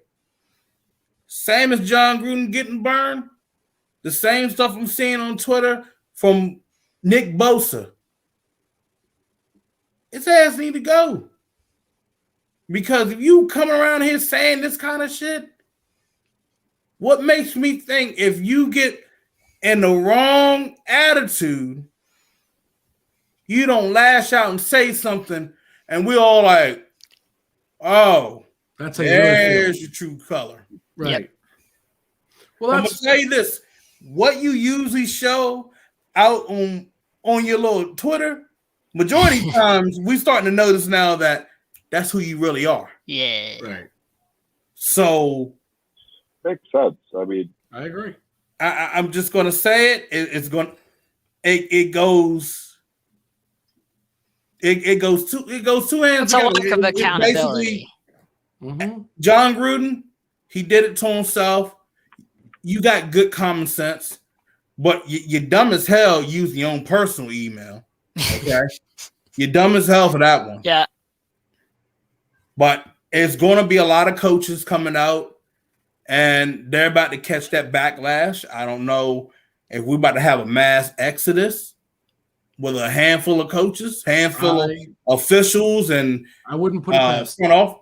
I'm going to go that far because 650,000 emails that are considered damning. Why will you not release them, but except one? Just to try to deter everybody from your matter. Your matter must be 10 times much worse than what he's had. So if it's 10 times worse than that, it's on the level of, oh shit, the bomb's about to drop. It's about to get real bad. Distract. Exactly. Absolutely. So my whole thing, and I say to my fan base, look, Jon Gruden dug his own grave. As the old saying goes, you reap what you sow. He made his bed. Now he's got to lie in it. That's it. Look, go on, JB. Prior to the whole email thing, because I mean, I know you cover the Raiders, big Raiders fan, work with you on the carousel. What were your thoughts on Gruden? When I heard Gruden was making a comeback, that it was like doing that. Word was the move was getting ready to happen like after that Philly game back in 2017.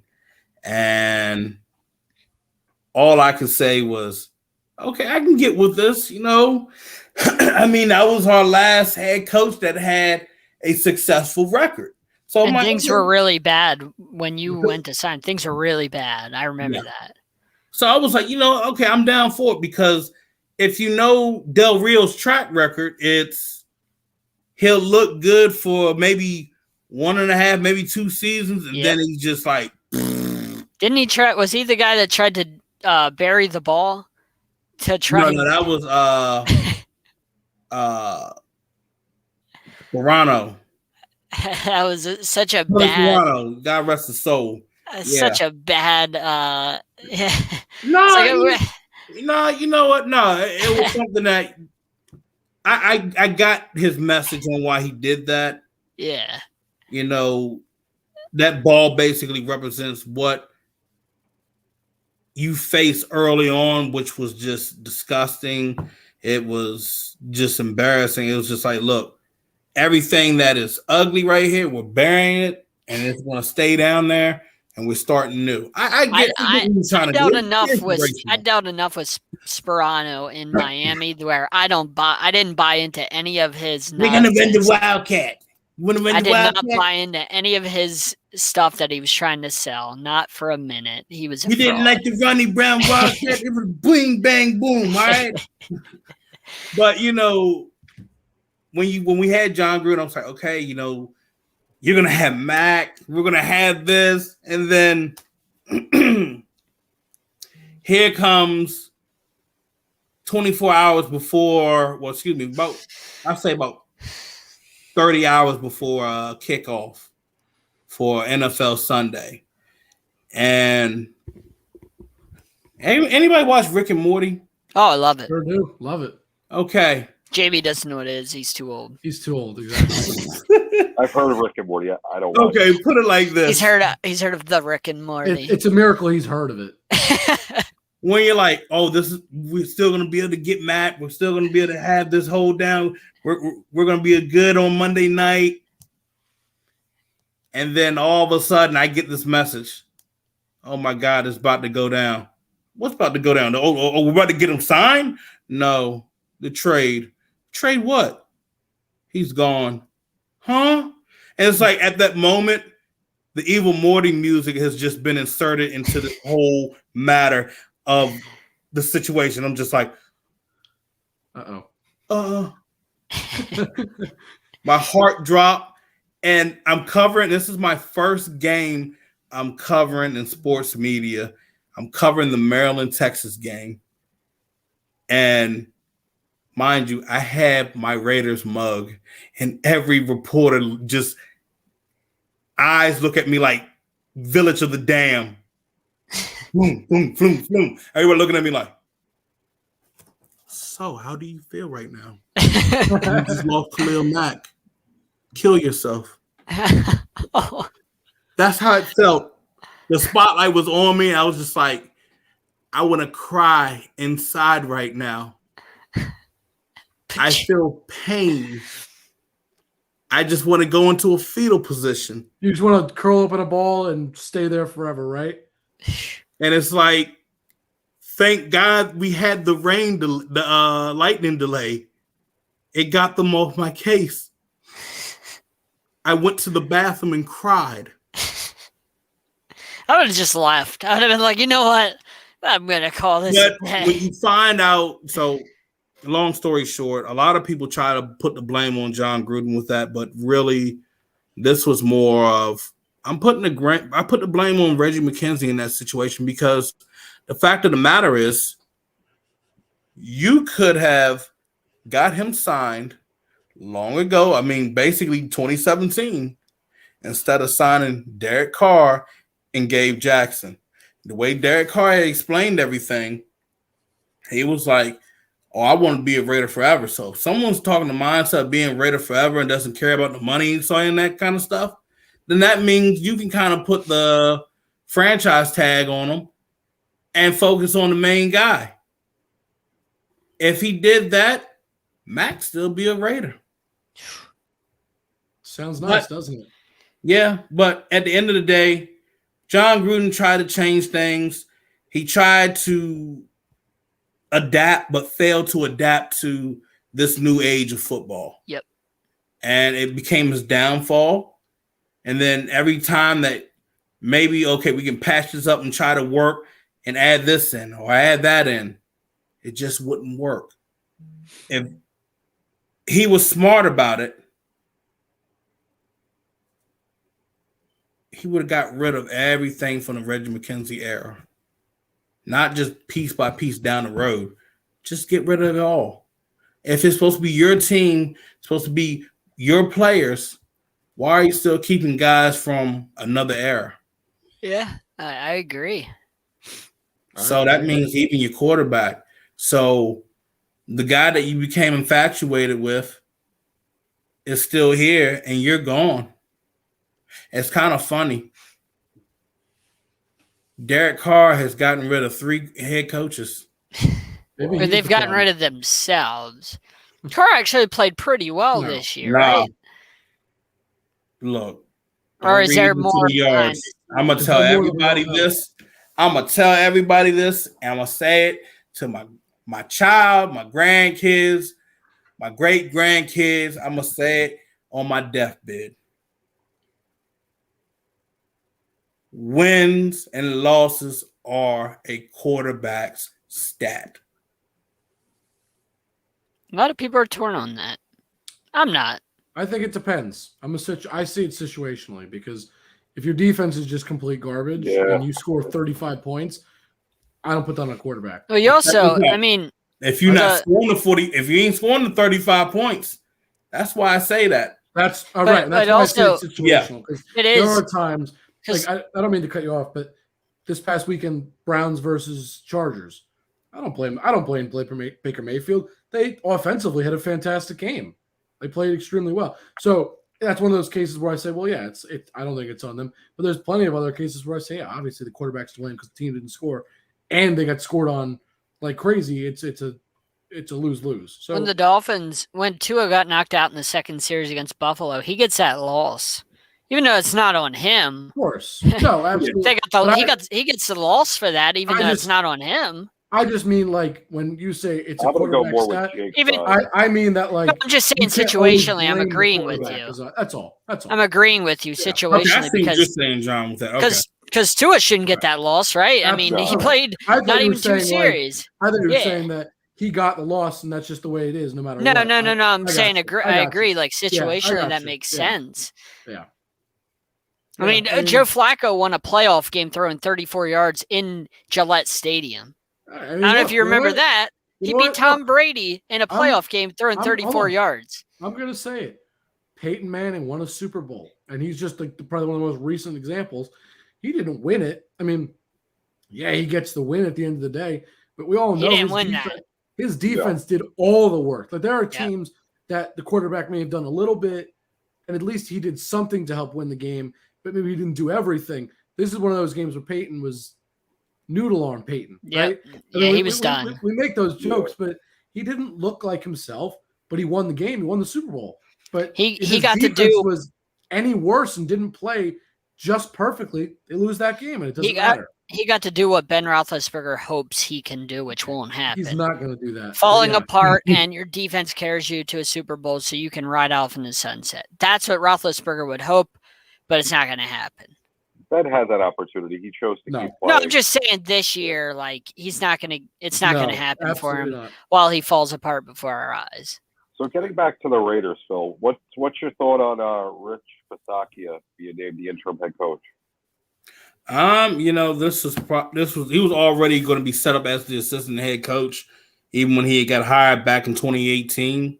So that was always the plan. I think he's just going to sit back and just be like, hey, Greg Olsen, I'm going to let you do what you need to do. Gus Bradley, I'm going to let you do what you need to do. I got special teams, and we still got a job to do. We have a lot of games left. We still have a fighting chance. It's up to us whether or not we're going to fall apart or not. And that's all it is.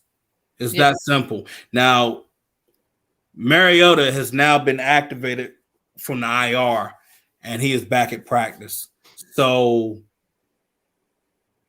I'm going to say this.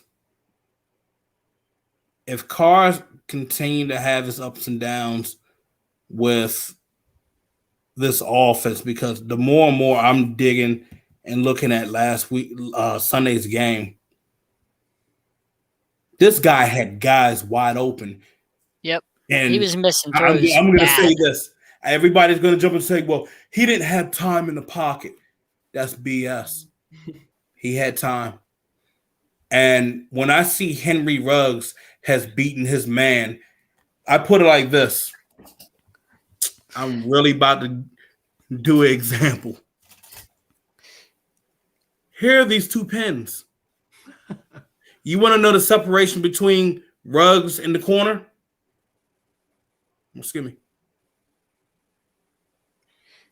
I mean, Phil. I mean, That's farther. So far, we can't even see it. Exactly. We watched a Monday Night Football game where the Ravens put a lot of pressure on Carr. He hit a lot of throws. I watched the Dolphins game in full against your Raiders. The Dolphins played man-to-man and blitzed Carr quite a bit, and he was hitting throws left and right. He was hitting throws that, those were money throws that he was hitting against my Dolphins. Money throws to Renfrow, money throws to Ruggs, money throws to Edwards that helped set them up for that victory over us. He was hitting money throw after money throw. He was on his game. So I don't want to hear about how he didn't have time because he was getting blitzed heavily against the Dolphins and Ravens, and he was hitting throws left and right. The problem has been is just the run blocking. See, they've been going heavy with the more zone blocking scheme, and I hate this. I mean, I hate it to the core. I've never liked it. Even when I played football and I had to run it, I did not like it. I've always been gap and power where I hit you in your jaw and then stomp you out while you're on the ground and then try to drag you and then just RKO you. And then so you don't like the Gary Kubiak, Arian Foster exactly thing, yeah. I've been more of the smash mouth, break your jaw, and you land on the floor, and then somebody got to call 911 and cart you off. That's my kind of football. Kyle Shanahan runs that zone. He gets that from his daddy. That's how he gets most certain those guys to play so well at the running back position. You got to look. Those guys are the ones that are able to wait for the holes to develop and run. That's not Jacobs' game. No, Jacobs is, I'm running right through you. Mm-hmm. That's the same with Kenyon Drake. That's always been Alabama running backs. Yep. You can't put Alabama running backs into zone blocking. Yep. It's not them. It's not their MO. And that's a big problem I've noticed, and we talked a lot about the Bears, Nagy. You're going to play Fields, but you're not going to change your offense around to suit what you have. To make it work. There's a lot of guys that do that. That did irritate. That irritates me a lot. Now I'm gonna say one thing right here, because Jon Gruden is gone. Tom Cable is a gap power guy. We about to see whether or not he's willing to make those changes on Sunday. I'm telling you this: if the running game gets going. And, folks are saying that what's funny, folks are now saying that Jon Gruden held Derek Carr back. Okay. You can't make this up. You People can't find excuses for anything. The Raiders always have a circus, man. Somehow they find a way each season to have some sort of circus. They did it last year. The game against us and falling apart down the stretch. They always have something. It don't make no sense. It's crazy. And I'm gonna be real here. You know who should have started that game against you guys last year? Was it Mariota? It should have been Mariota that started. Yeah, I think you're right. Yeah. This man Carr has a groin injury. You see his movement in the pocket. I'm like, well, we also struggle against mobile quarterbacks such as Mariota, so we got lucky, actually, that Carr was playing. And that's what I'm saying. I'm going to be real here. If you want to win, you're better off with going with Mariota right now. I mean, yeah, you've seen Carr thrown all them yards and whatnot, but let's be real here. Baltimore's secondary was depleted week 1.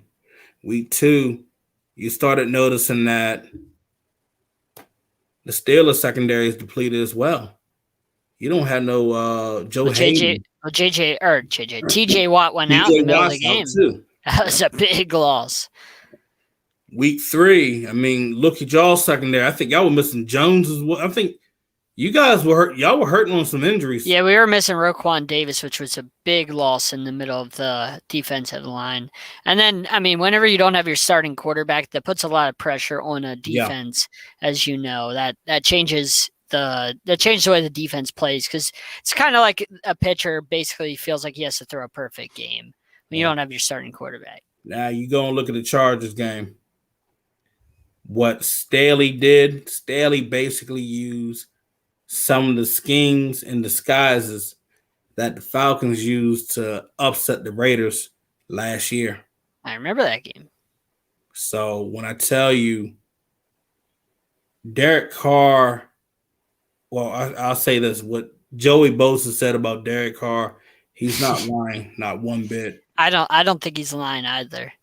I thought that was all truth. And I have to tell like my fan base, it's not hate. It's I'm trying to be real with you. The man has PTSD. When he broke his back or whatever. Bingo. He hasn't been the same they When they broke his back in Denver, he has not been the same. I noticed that his accuracy is off on his deep ball, where he's overthrowing Ruggs. And then you look at Sunday, he overthrew Waller, then stepped up on 4th and 5, where he should have ran the ball, and overthrew Brian Edwards. But everybody wants to put the blame and say, well, all the receivers were dropping balls. I'm like, the Raiders have only 5 drop balls in the NFL versus when you look at the Chargers that have 15. So before you try to throw all the blame on them, you got to look at the situation with the O-line. You also got to look at what's being called at the line of scrimmage, and that's coming from your quarterback. So, I don't know. Raiders, we'll see if they're willing to step up to the plate on Sunday, or they're just going to lay a big fat goose egg and just say, season's over. Yep. We'll see the truth on Sunday. Yep. JB? Well, Phil, it was definitely a pleasure having you. We'd definitely love to have you back. Where can everyone find you? You guys can find me on Twitter at Phil Jones NFL. You guys can find The Unfiltered Truth on YouTube. And I'm trying to think. Am I missing anything? Anything that's going on pertaining to these emails, I'm going to try to update you guys as best as possible. So be on the lookout. I'll put the tweets out on Twitter. I'll put them out in some of the spaces that I do on there to keep you guys informed. And I'll relay it to my good friend John over here. Thank you. I appreciate that. I always enjoy inside information.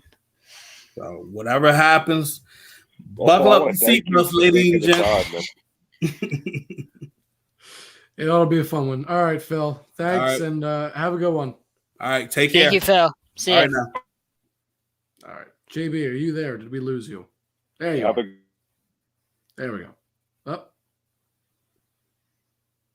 I think he's choking like Georgia. I don't know why he's dying. So. Hold on. I'll remove him and add him back. I'm putting you Number back. one. At the Which league? Because you're last in. And he's still frozen. Yeah. He's dead last in our fan league. I would like to talk about the fact real quick. JB, I beat you. And more importantly, in our other league, big comeback against Jacob. So if Jacob is watching, Jacob, you basically called me out. And I admit I screwed up. I sat Justin Herbert and Mike Williams, who had a huge game. And you still couldn't beat Jake. Exactly. And I admit it was a mistake. But I said, you know what? Browns defense didn't trust the matchup. It was a judgment call. I made a wrong judgment call. We all make mistakes, and I'm willing to own up to it. But Mark Andrews, 2 touchdowns last night? 41 points. He crushed him. He couldn't beat me with that. I had 70 points on my bench. It's like Jake had one hand tied behind his back, and Jacob still couldn't beat him. Listen, it was rough. All I know is Fantrax is where the money's at. And I'm 5-0, JB. What's the point? With Justin Jefferson, the newly acquired on Jake's team. Exactly. My team just got better. I am in first place in my division. JB, I'm first place. Hold on, JB. First place overall, baby. 5. Hold on, JB. You're tied with me for first. Don't say you're tied with me for first place. Your fiance lost a heartbreaker. Now she's behind me in record. I jumped her tied with you, and this week I believe I play you, and this is my division. After this week, I'll have sole possession of first It won't place. matter. You guys aren't beating me. I'm 5-0. Yeah, but I just need to win my division, get a bye, and then Jake will fall apart in the playoffs. No, John, I have the best team, I think, at least running back-wise, no question. Austin Eckler, Leonard Fournette, Kareem Hunt, and Aaron Jones. Come on. I mean, I don't know how I even ended up with Kareem Hunt. I don't remember. I somebody cut him, and then you picked him up. But I mean, I don't know how I ended up getting. I mean, this is ridiculous. I mean, it's because I had put in a waiver claim the day before on waivers, and then Hunt got cut, and I was like, dang it! And I knew I wasn't getting him. I knew one of you weasels were going to get him, and you did. And I did, and I'm loving it because 5-0, continuing to get better. I'm only getting started, gentlemen. John, you're 3-2. Yeah, that's pretty good. I was 0-2. That's good. No, it's good. But I'm in my last in the fan league and fan tracks in the last 3 weeks, I'm 6-0 in those two leagues together. I've been taking and beating in the ESPN. My guys just haven't been performing. But fan tracks, I've been doing well. Yeah, you have. Oh my gosh, you and Deb's teams are ridiculously high scoring. It's amazing. I had the 1 week where they were just horrible. Besides that, every other week they've just come out and done well. ESPN, I had Taylor last night, and he went off. But I was you had Jonathan Taylor and Lamar Jackson. I only ended up beating. And he almost came back. Yeah. That was just horrible. It was just a bad week, and somehow I made it close. I mean, I admit, that was just rough because my team had a really good week. I mean, almost every other week you would have beat me. I was sitting there and I'm like, it's over. It's over. Yep. And all of a sudden, boom, I'm like, I have no shot still. It doesn't matter. I'm going to need so many more points. That's how I felt against Jacob in another league. And I came Bryce was down by 49 on me, and he got 41 from Lamar, and I was a little concerned, but I held on. I'm back in the fold at 2-3. I lost a fluke game to JB the week before. That fluke where the Ravens got an interception the last play of the darn Broncos game, and JB won by less than 2 points because of that. Let me say this. I'm the best over the three leagues by far, in my opinion. I'm the most consistent. I'm over 500 in every league, 5-0-1. Oh, you should have lost this week if not for a miracle. Shoulda, coulda, woulda, but I didn't. It doesn't matter. I still won. And 5-0 in one league and 3-2 in the other two. And Isaac and I are 4-1 each in the fan league, with me scoring the most points this year so far. So I'm number one seed currently, and that's fine. But you are, John. You are 4-1 in one league, 2-3 in another, and 3-2. Exactly. So 5-0 and 3-2 and 3-2 beats that. And JB, we don't have to mention because his performances. He's got 2-3 on ESPN, and the other ESPN he's 1-4. Oh, with the worst scoring team in the league. Yep, JB just getting crushed out there. So it happens. I am your champ, and nothing will change. I believe one of those weeks JB left a 0-pointer in there. I believe in the 1-4 league. I believe he had a week where we left a guy in there. It's very possible. Not sure. I know there's one guy in that league that hasn't done the lineup in like 3 weeks. It just leaves McCaffrey or something like that, just chilling in his lineup. They just want to lose. That's fine. Yeah, tanking. Happens. Tanking for Tua.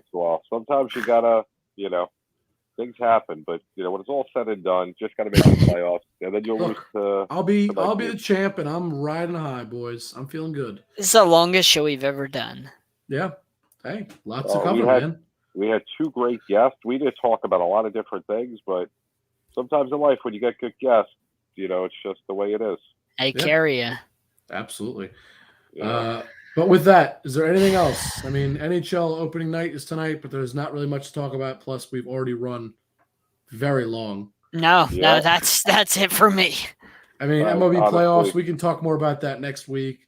We got Braves moved on today, and then ALCS is now Red Sox versus Astros as of today. But that's about it. I mean, only so much to talk about. So, JB, you got anything else, or are we good? No, I'm good tonight. I mean, it was a good night. Good to be talking some sports after the start to this week. And let's hope that, we can find you doing what we need to do. Yep. So, all right, I'll go around. John, where can they find you? So my little spiel is going to be different this week. So Fox Sports 1340, Cardiac Kane, Fin Fanatic. Not sure when we're going to be back on the sports arena. I have no idea. NFL Carousel, I have no idea. I have no idea what's going to happen there. So you'll just have to stay tuned in regards to that. And then Blue Hawks 13 is where you can find me on Twitter. JB? JB_ the program on Twitter. Pretty much NBA Carousel comes back Monday. NFL Carousel, we'll see when that's on. Always look forward to doing that. And here, the program on Believe, here, there, everywhere. Maybe the Giants will get a win, but it won't happen this week. Hey, we got one win at least. We got one. Hey, it's better than 0. Yeah. Anyway, that's about all. I'm good for tonight. All right. You guys can find me on Twitter at Jake_Malik. And more importantly, you can find Sideline Sports on all the social media. As you see at the bottom of the screen, Instagram and Twitter is Sideline Sport 1. YouTube, Facebook is Sideline Sports. We are now on DBNA television. So please check our social medias. We will be posting updates as we have stuff on that. We will be there. We're on Spotify, Apple Podcasts, Google Podcasts, basically anywhere you can think of. We are there. So and we'll be on DBNA television a lot more as we go on, more than just one day a week. So you're going to want to keep an eye out. There will be updates, and as we put out more content, will be basically every day. So as we have updates, we will be putting that out 100%. All right. Anything else, guys, or is that it? You know what? I think that's it. And, I think right now, if you're out there and you're still watching, thank you. Thank you. Watch again next week because you never know what's going to happen. You never know. All right. Then we will see you guys next time. Everybody, have a good one. Have a good one.